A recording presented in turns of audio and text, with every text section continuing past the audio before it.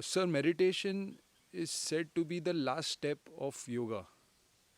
It's like it said samadhi is the last step of yoga. So, what is the difference between yoga and meditation as practices? Well, that yoga is as old as mankind. Basically, when you are talking about yoga in today's relevance, you are actually talking about Hatha Yoga. Now, in Hatha Yoga, there are various postures that a human being assumes and reaps the benefit of concomitant results. If you look at all the postures of Hatha Yoga, they are either from the fauna world or they are from the flora world. So, yoga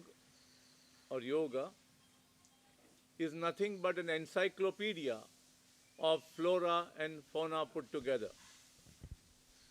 As I mentioned in my earlier discourse, that we were farmers, agriculturists, we were endowed with a very strong body, a very strong spine.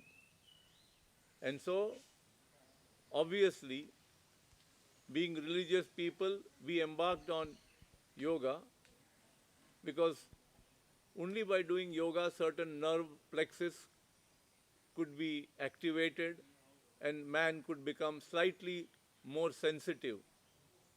So people who are very spiritual in their religious practices ushered in yoga so that over a period of time they could move towards dhyan, because everybody who embarked on yoga was aware that yoga in its practices would ultimately lead you to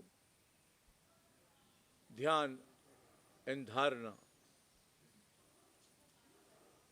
So basically, when you read a book, you look at the preface and then you go into the contents. So basically, meditation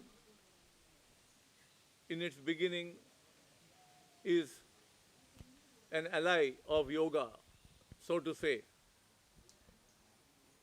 I have to believe that one who has embarked on meditation is already a yogi, one who is already accomplished breath control and is able to move himself in the correct manner and keep a straight, erect spine, which is very essential to practice dhyan. In fact, this has brought me to the subject of the requirement for dhyan, the physical requirement for dhyan. The physical requirement of dhyan is a steady mind and a steady body. And the erect position of the spine is a prerequisite to the whole game.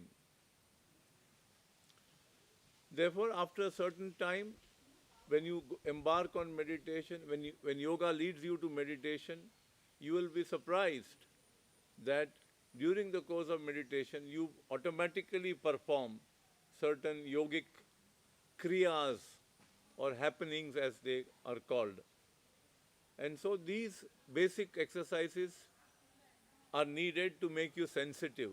And once you have reached that sensitivity, automatically the cosmic ingress is more inside you, and then yogic, hatha yoga practices will slowly wane away from you, and they may not be required beyond the necessity for health reasons.